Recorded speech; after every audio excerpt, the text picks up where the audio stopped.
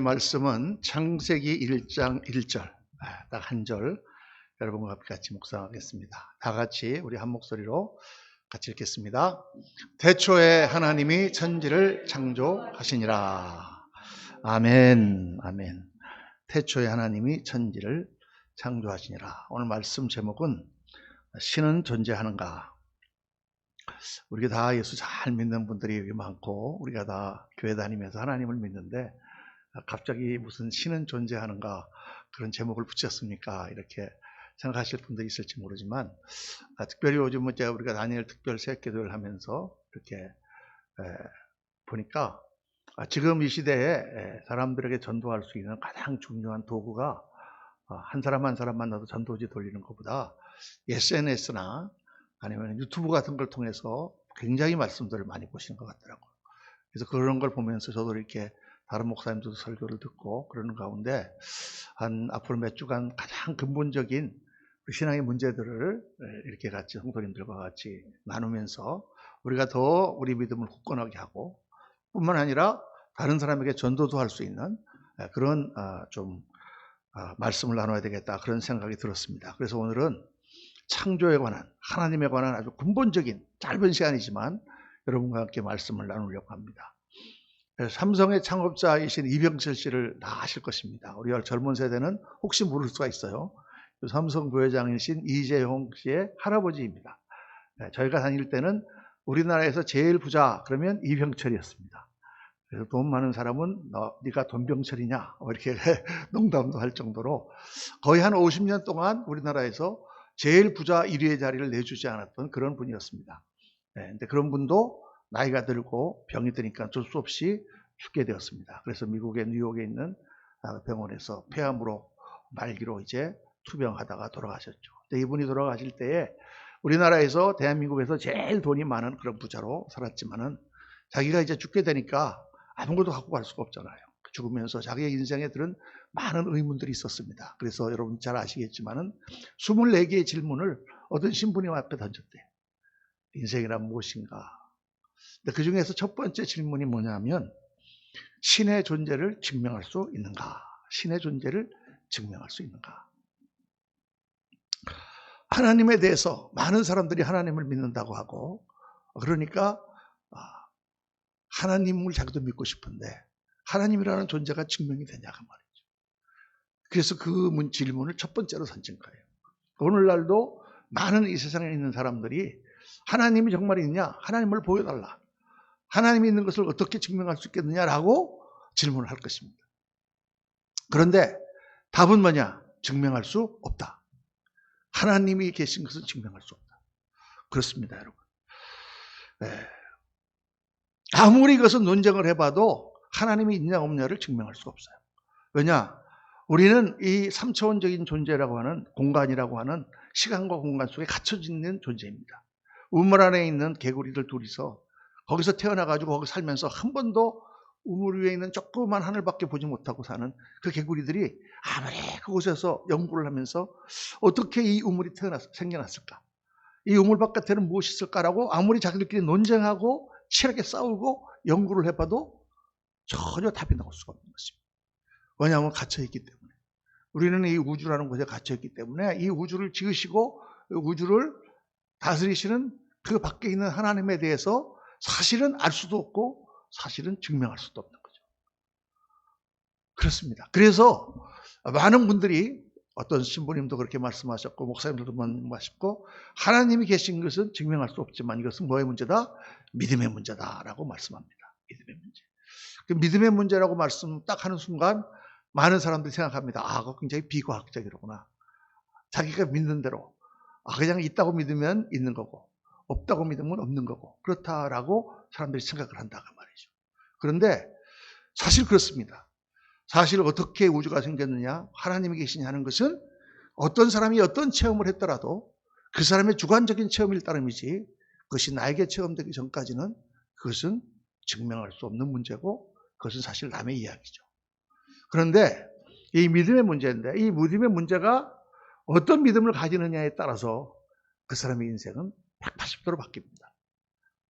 어떠한 믿음을 가지고 사느냐도 굉장히 중요한 거예요. 우리가 모르는 문제에 대해서 예를 들어서 제가 그저께 동영상을 보다가 우연히 TV에 나오는 어떤 우리나라 국가대표 선수 그 동계올림픽에 나오는 그 썰매를 타는 국가대표 선수 이름이 강산인가?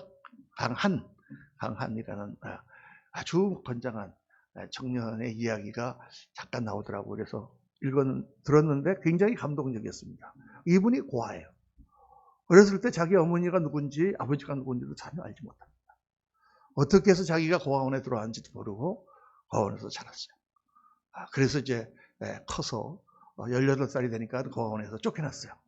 그래도 도분 500만 원을 줬다 그래요. 그걸 가지고 나와서 정말 이제 고등학교를 졸업한 그 소년이 방을 얻고 하면서 고생한 이야기들을 하는데 얼마나 눈물이 나는지 몰라요.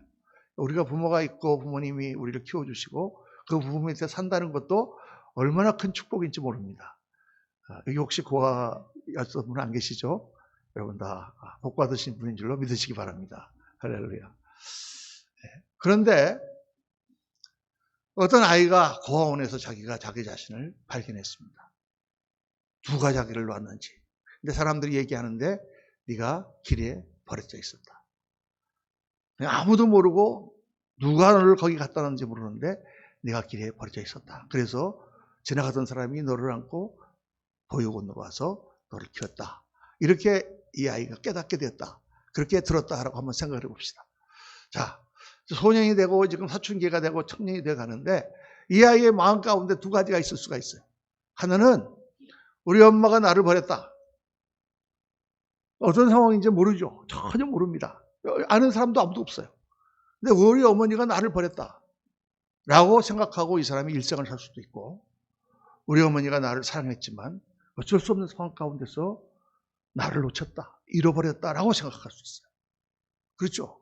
그 두 가능성 중에 하나예요. 뭐 다른 가능성이 있겠어요? 그 어머니로서는 어쩔 수 없는 상황 가운데서 그 아이를 잃어버린 것처럼 거기다 놨을 수가 있고, 어떤 경우에는 자기가 살려고 아이를 버리고 도망갈 수도 있었을 거예요. 그런데 대부분의 사람들은 마음에 굉장한 영어로 비터네스, 상처와 아픔을 가집니다. 우리 어머니가 나를 버렸어. 나는 버림받은 존재야 라고 생각하고 그 사람이 평생을 살 수도 있고, 그 강한이라는 그 청년처럼 어떤 상황 때문에 어머니가 나를 거기다 놓을 수밖에 없었을 거야. 나는 어머니를 다시 만나고 싶어 라는 생각을 가지고 살 수도 있다. 전혀 그 사람은 알 수도 없고 아무도 그에게 어떤 정보도 주지 못하지만 그 사람에겐 두 개의 선택이 있는 것입니다. 어떤 믿음을 가질 것이냐.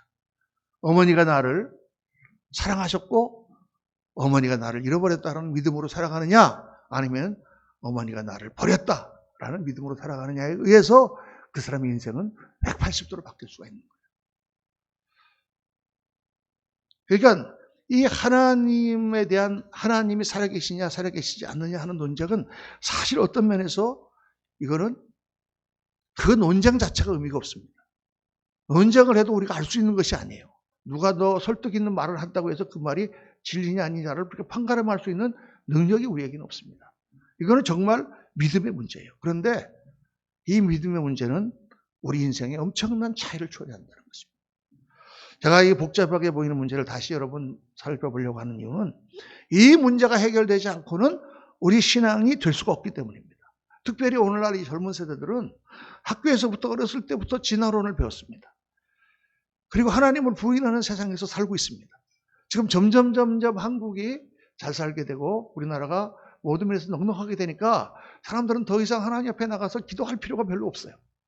옛날에 제가 어렸을 때처럼 아주 못 살았을 때는 배가 고파서 하나님 앞에 나가서 기도했고, 직장이 없어서 기도했고, 그 다음에 뭐 먹고 살기 없었고 병이 걸리면 나가서 기도하고, 뭐 이런 문제들이 많이 있었어요. 그러니까 교회마다 사람들이 모여서 천막에서 가만히 떼기 위해서 울부짖으면서 기도하는, 그렇게 교회가 성장을 했어요. 그런데 이제는 거의 대부분 다 먹고 사는 문제는 다 해결됐어요.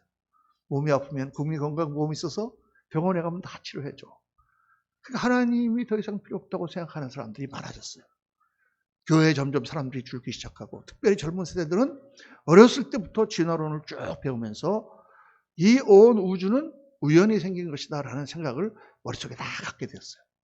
그러니까 하나님을 믿는 그 나이 많은 세대는 굉장히 비과학적인 세대고, 그저 그 사람들은 그냥 노인들이니까 하나님을 믿는가 보다라고 생각하는 그런 시대가 되었단 말이에요. 그래서 특별히 이 내용을 설교해야 되겠다는 생각이 들었어요.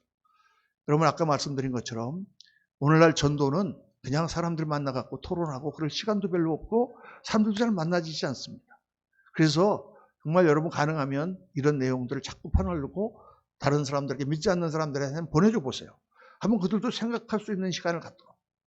정말 이 우주가 우연히 창조됐을까? 이 우주가 어떻게 생겼을까? 나라고 하는 존재가 어떻게 이 땅에 이렇게 지금 이 시간 가운데 이렇게 살고 있을까? 그 가능성은 둘 중에 하나예요. 우연히 우리가 태어나고 우연히 이 우주가 만들어졌든지, 아니면 누군가가, 어떤 신이라는 존재가, 하나님이 이 우주를 창조하고 계획하여 만들었든지, 둘 중에 하나다. 그 외에 다른 답은 없어요. 그러니까 이 둘 중에 어떤 믿음을 가지느냐는 자기 자유예요. 그건 자기가 어떻게 생각하든지, 아까도 말씀드렸지만 이것은 증명할 수 있는 문제가 아니에요. 그런데 하나님께서는 성경을 통해서 우리에게 계시하시는데 뭐라고 계시하시느냐? 첫 번째 말씀이 태초에 하나님이 천지를 창조하시느냐라고 선언하십니다.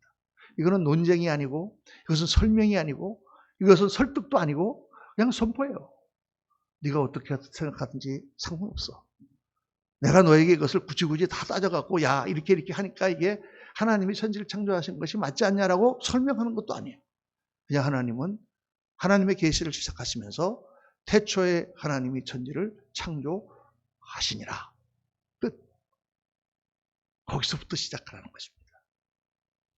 이 선언은 논쟁의 여지가 없는 거예요. 이 선언은 절대적인 선언인 거예요. 그런데 우리 신앙이라는 건 어디서 시작되느냐? 이 절대적인 선포를 믿는 거기서부터 신앙의 삶이 시작되는 거예요. 이게 믿어지지 않으면 신앙이 되지를 않습니다. 교회도 이제 오늘 안 나오셨지만 새로 나온 성도님들 있잖아요. 교회를 다녀보지 않은 성도님들입니다. 그래서 제가 만나서 자꾸 대화도 하고 점심도 먹고 전도를 자꾸 하지만 근본적으로 이분 생각이 바뀌질 않아. 왜냐하면 아직 하나님이라는 존재에 대해서 믿음이 없기 때문입니다. 어떻게 쓰든지 하나님을 체험을 해야 되는데, 하나님 믿는 믿음 안으로 들어와야 되는데. 그래서 오늘 이 설교도 바로 그런 일환입니다. 이 말씀을 들으면서 한번 생각해 보라는 것이죠. 그래서 사람들은 쭉 그동안 믿어왔던 이 하나님이라는 존재에 대해서 불만을 가지기 시작했습니다. 보이지도 않는데 어떻게 하나님이 있을 수 있느냐. 그래서 우리가 가지고 있는 과학적인 지식들, 내가 가지고 있는 모든 그러한 지식을 다 동원해서 이 우주의 기원에 대해서 연구를 해보기 시작했어요. 그래서 많은 과학자들이 연구를 하고, 그중에 이제 영국의 천재 수학자였던, 천문학자였던, 물리학자였던 스티븐 호킹 같은 사람들이 연구를 해가지고 어떤 가설을 만들어냈어요.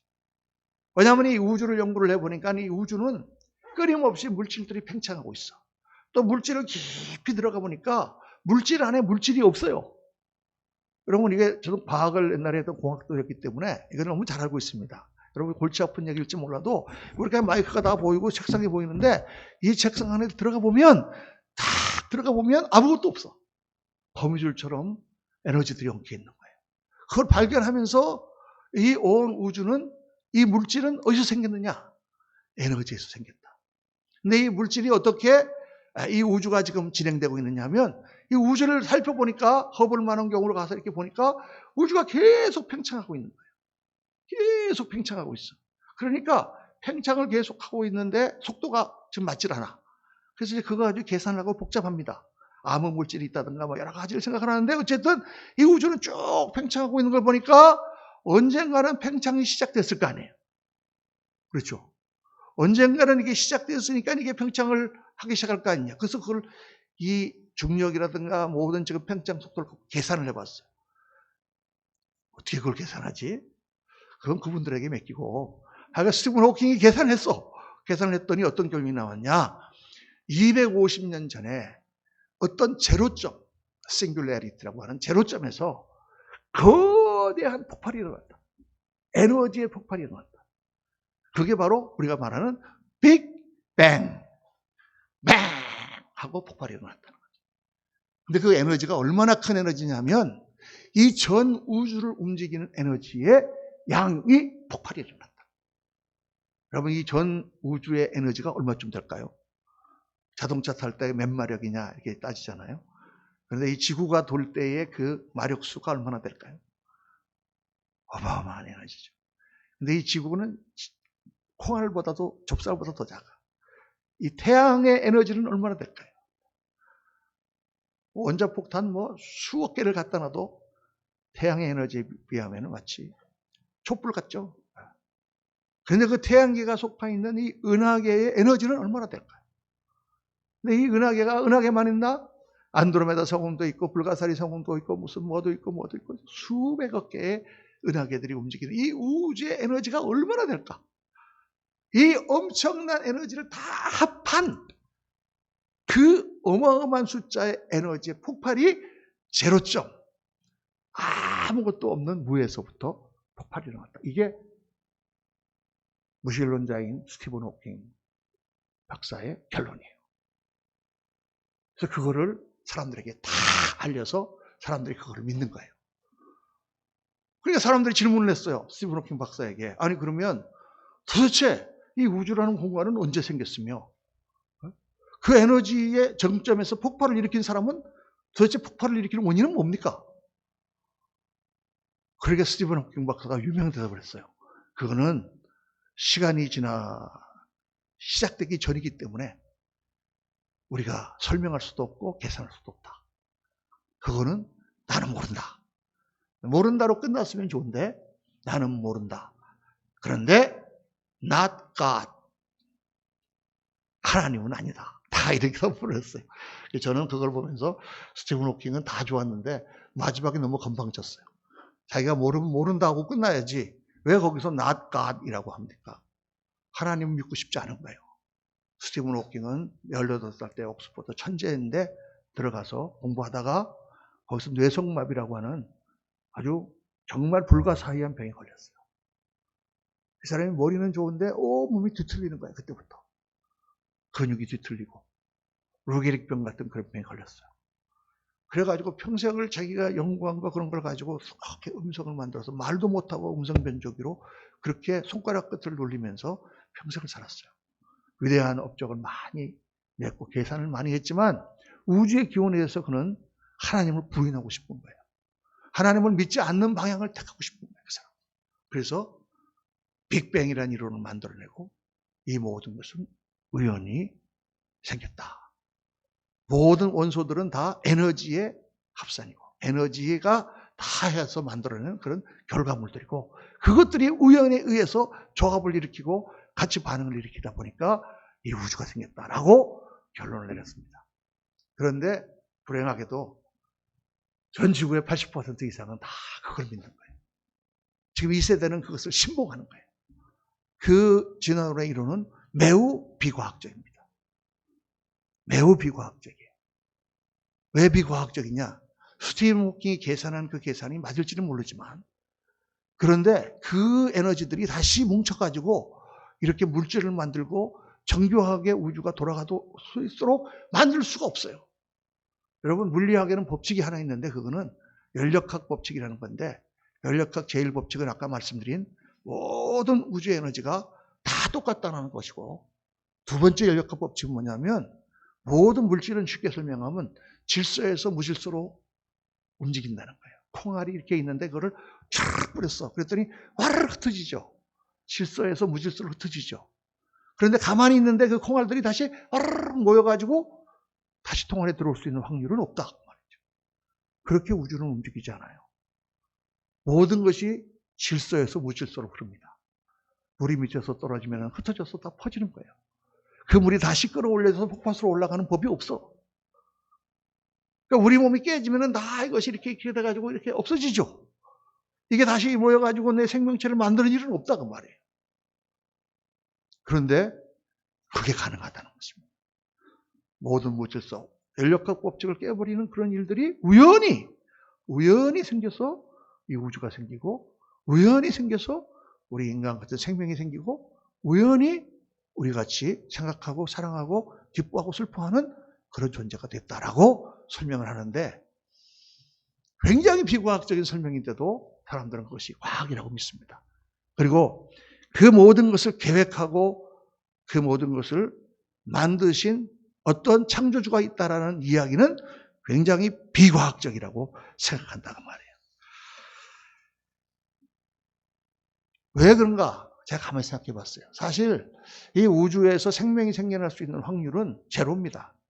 제로입니다. 아무리 많이 수소, 산소, 질소 이런 것들을 부합해갖고 막 해도 아무리 과학자들이 실험해도 아주 간단한 단백질 하나 만들지 못해요. 일어날 수가 없어요, 여러분.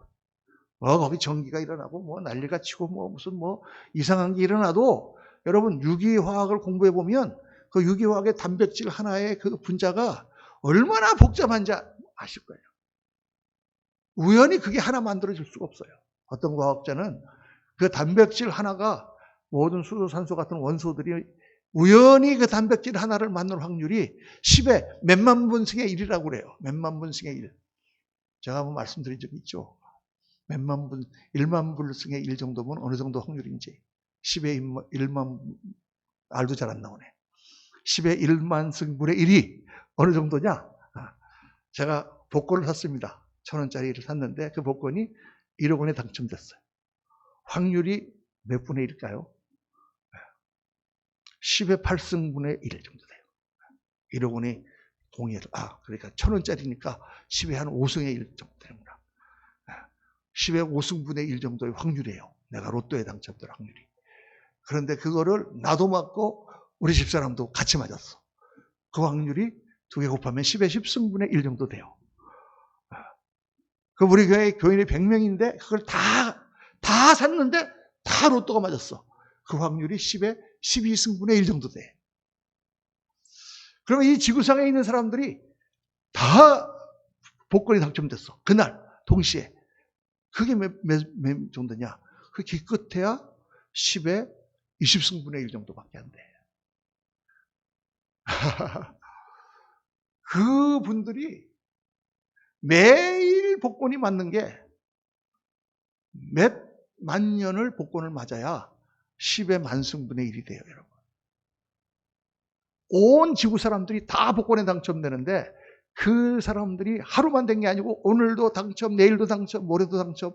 그래서 1년 동안 내내 당첨, 10년, 100년 당첨, 그게 내가 죽고 난 다음에도 계속 당첨. 그래가지고 만년 막 이렇게 지나야 그 확률이 나온다고. 그 확률이 어떤 확률이냐? 단백질 하나가 우연히 생성될 수 있는 확률이다 그 말이에요. 이해가 안 가시죠? 갑자기 머리가 복잡해지기 시작하죠. 제가 쓸데없는 말을 했습니다. 죄송합니다. 그러니까 온 만물이 이렇게 정교하게 우연히 지어질 확률은 제로다. 그러므로 빅뱅 티오리는 거짓말이다. 문제는 사람들이 다 그걸 믿고 싶어해요. 어느 것을 선택하느냐 하는 믿음의 문제에서 사람들은 하나님을 믿고 싶어 하지 않습니다. 왜 하나님을 믿고 싶어 하지 않을까요? 하나님을 믿으면 뭔가 제약을 받는 것 같아요. 하나님을 믿으면 뭔가 감시하는 사람이 있는 것 같아요. 하나님을 믿으면 내가 자유롭게 살고 싶은데 죄도 막 짓고 막 그러고 싶은데 하나님이라는 존재가 우리를 이상하게 억압하는 것 같아요.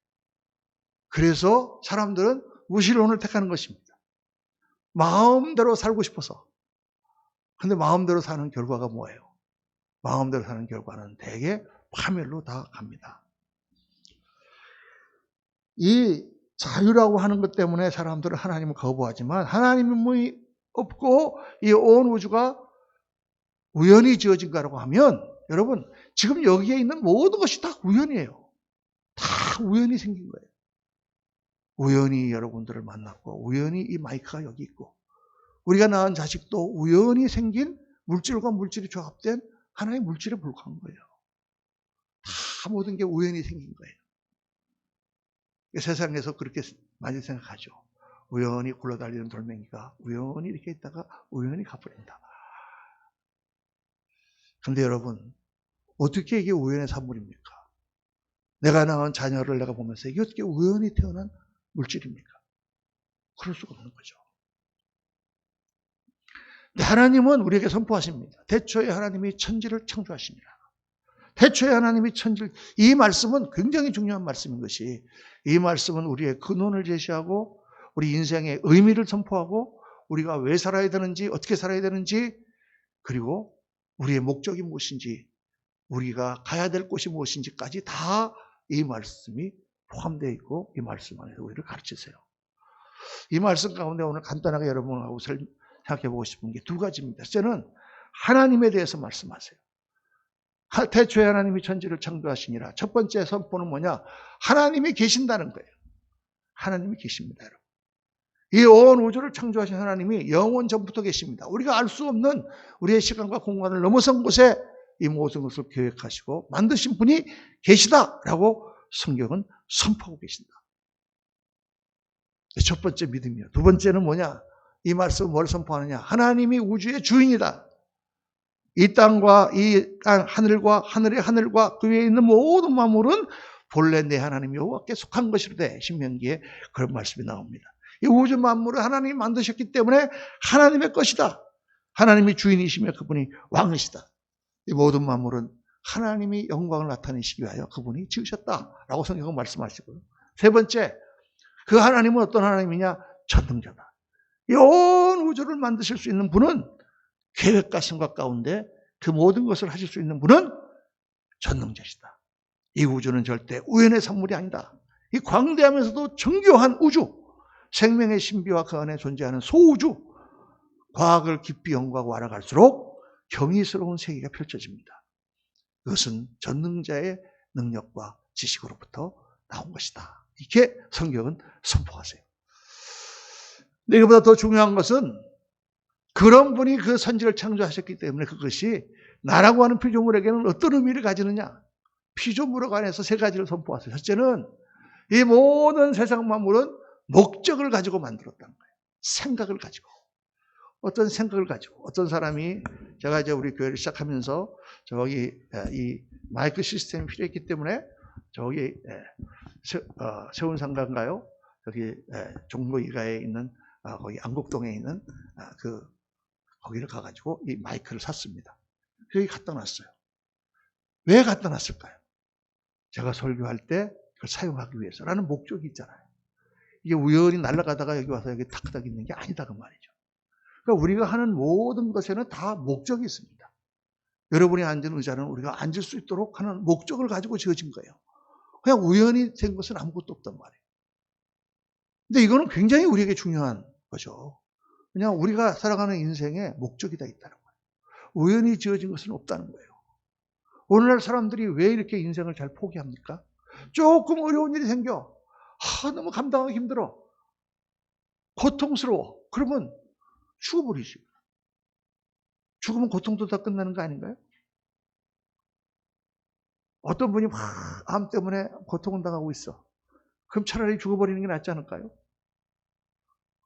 그런 생각들을 가지고 있다고 말해요. 그런데 그 고통도 어떤 목적 때문에 나에게 있는 거라면, 하나님께서 그 목적 때문에 그 어려움도 나에게 허락하시는 것이라면, 그 어려움을 통해서 내가 더 성장하고 내가 더 인생을 깊이 알게 되고 그 어려움 때문에 하나님을 알게 되는 것이라면, 하나님과 더 가까워지게 되는 것이라면 그 고통도 우연히 된 것은 아니죠.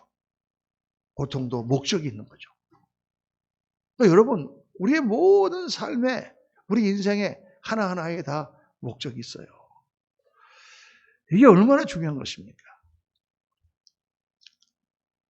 제가 우크라이나 지금 전쟁이 일어나고 있지 않습니까? 우크라이나를 2번 다녀왔습니다. 선교여행 때문에. 2호선 선교사님이라고, 제가 미국에서 목회하던 교회에서 우리가 이제 파송했던 선교사님이 거기 계셨기 때문에 거기 가서 이제 그분 도와주고 차도 사주고 이제 그러려고 2번 갔었는데, 우크라이나라는 땅은 정말 아름다운 땅이에요. 정말 풍요로운 땅입니다. 그 우크라이나의 서쪽은 산이 많은데 동쪽은 완전히 다 평야예요. 산이 없어요.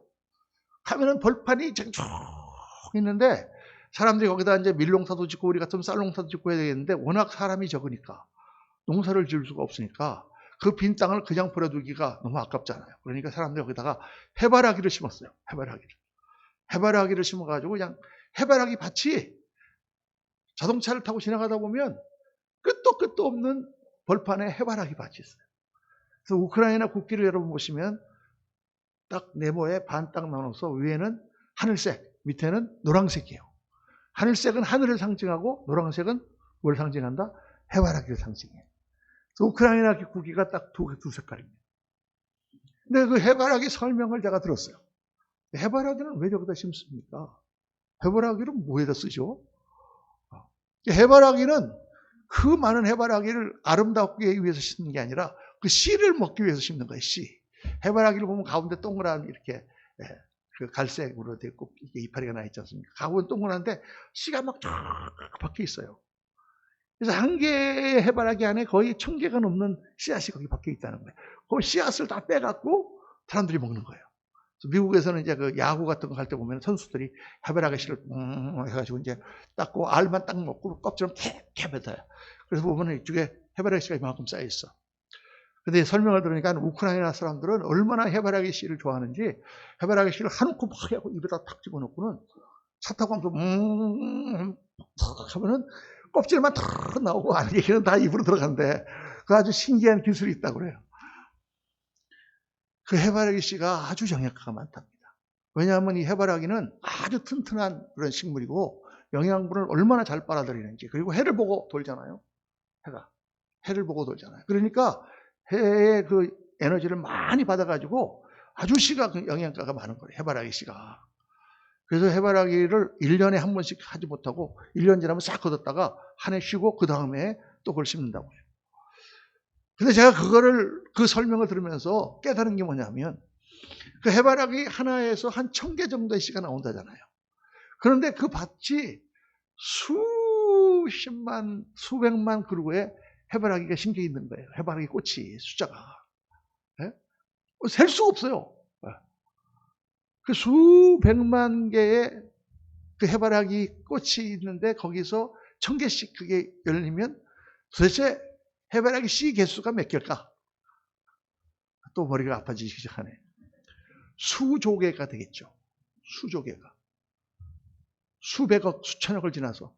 근데 여러분, 그 수천억, 수조개의 해바라기 씨가 떨어져서 땅에 심기면 다 거기서 해바라기가 나오지. 장미가 나온다거나, 무슨 들국화가 나온다거나, 아니면 뭐 호바라기가 나온다거나, 희바라기가 나오는 일이 없어요. 다 거기서 똑같은 해바라기가 나와서 똑같이 나와. 너무 신기하잖아요, 여러분. 어떻게 이렇게 정교하게 모든 것이 지어질 수 있었을까?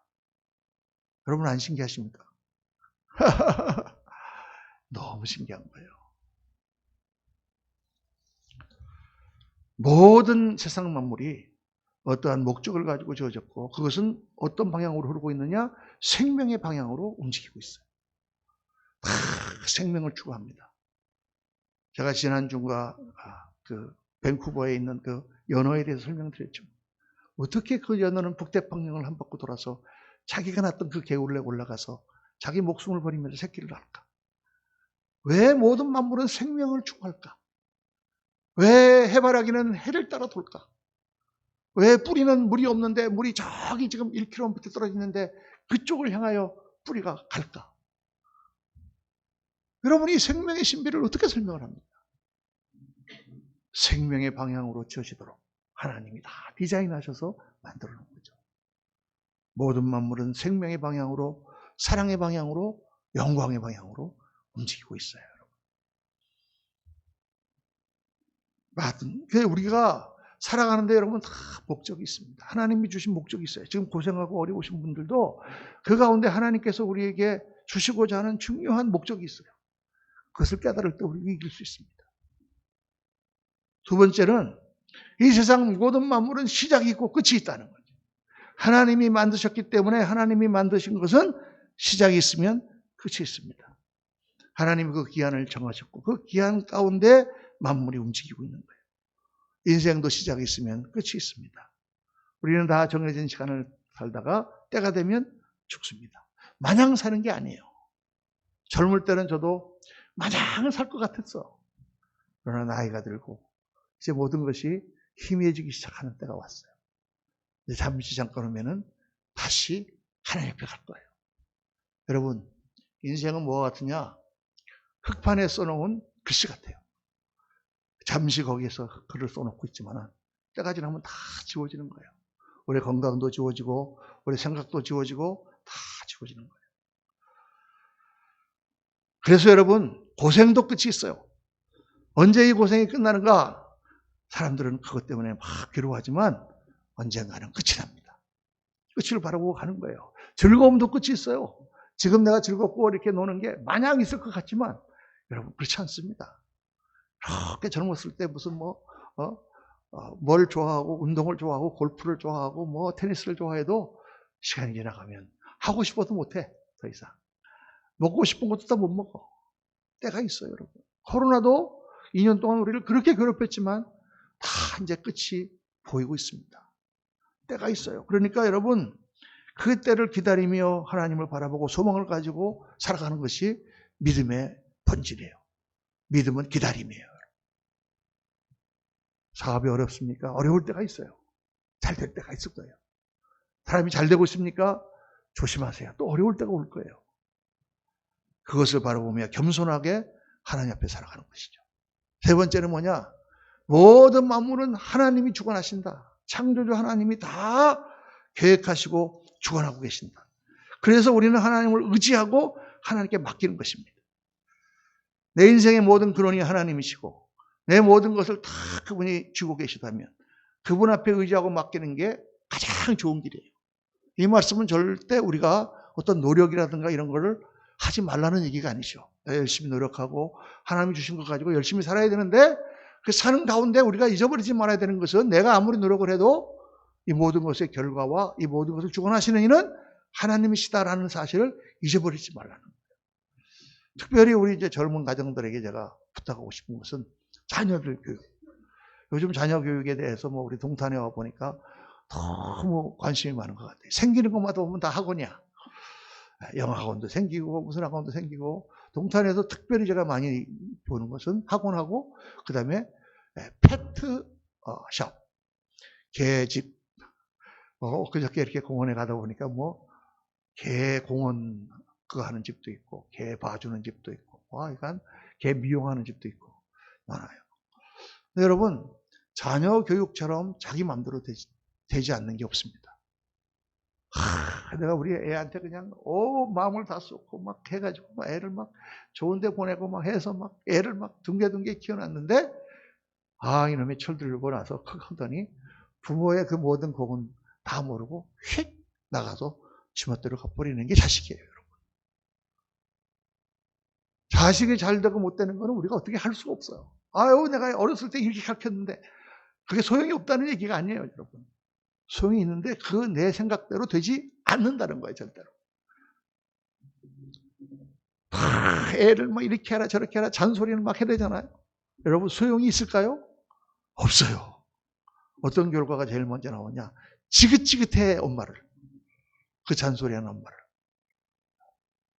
지긋지긋하면 이제 그걸로 끝날까? 그러고 싶으면 나중에 또 지가 시집가고 나면 철이 나면 또 돌아와. 우리 애들을 보니까 제가 그래요. 저는 자녀 교육에 대해서 말할 자격이 없어요.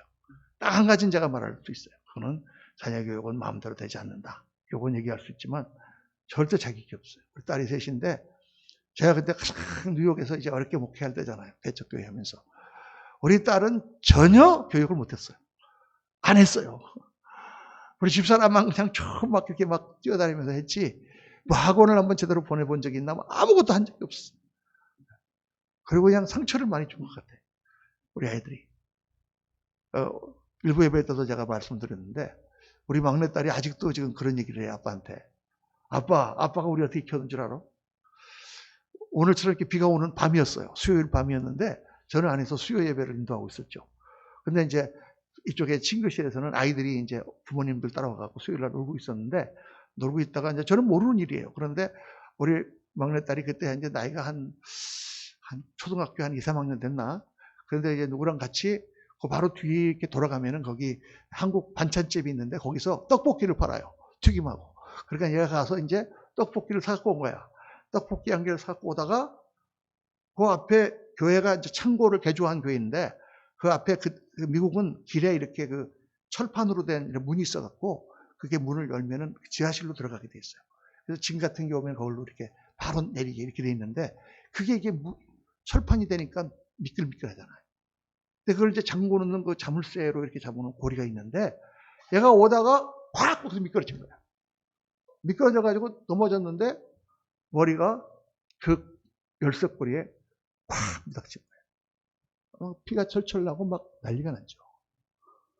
그래갖고 막 이 사람이 뛰어나가고 막 사람들이 걔를 싣고 병원에 가는데 제가 어떻게 할 수가 있습니까? 제가 지금 수요 예배 설교를 하고 있는데 설교하다가 애가 다쳤다고 뛰어나가가지고 그러는 목사가 있겠습니까? 그러니까 저는 더 믿음을 보이려고 눈 하나 깜짝하지 않고 애는 병원으로 이머전시로 가고 응급실로 가고 나는 그냥 설교를 했지. 네.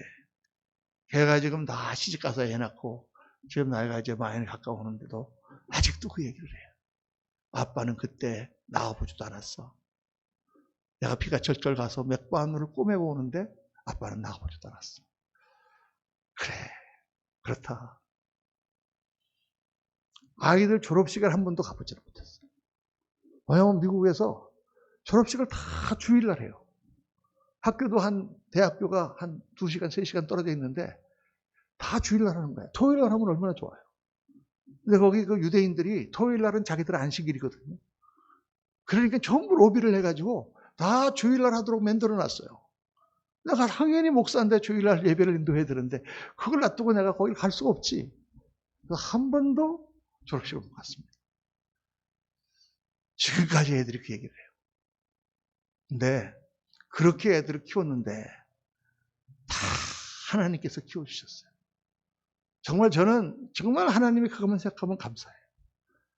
하나님께서 애들을 믿음 안에 키워주셨고 정말 예수님을 잘 믿는 가정을 다 만들게 하셨고 지금도 열심히 주님 섬기면서 교회에서 봉사하고 그렇게 살아요. 잘 살아요. 미국에서. 제가 제일 감사하는 거예요. 그거 생각만 하면 나는 할 말이 없어요. 주님 앞에.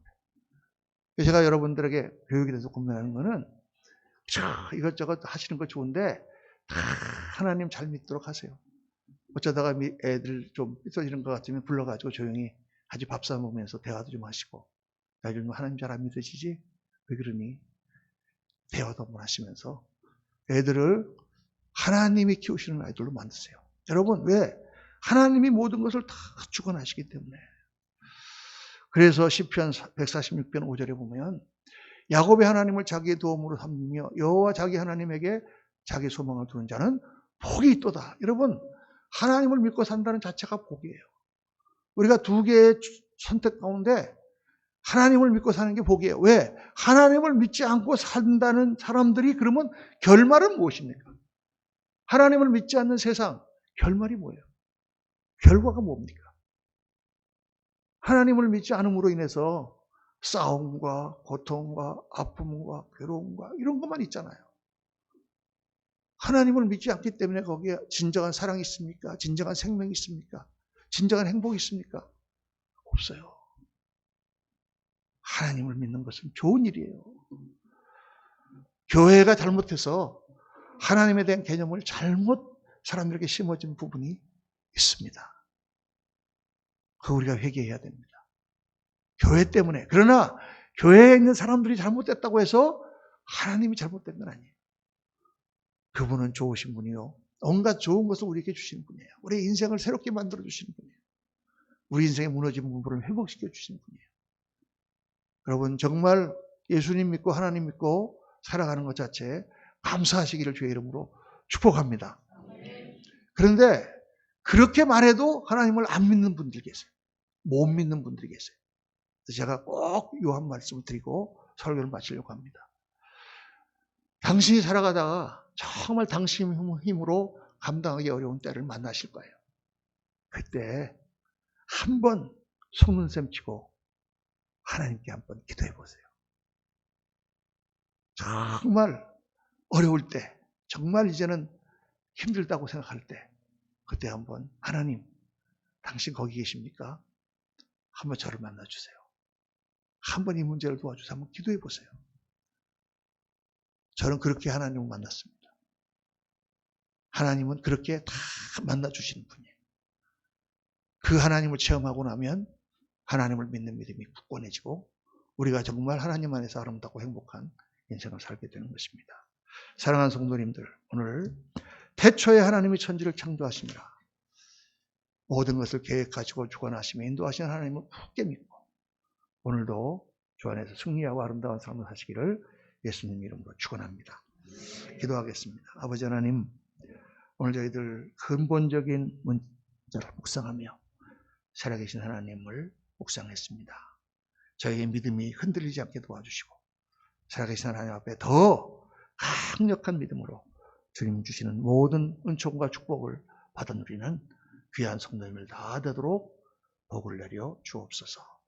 우리 구주 예수 그리스도 이름으로 축복하며 기도하옵나이다. 아멘. 우리 어려운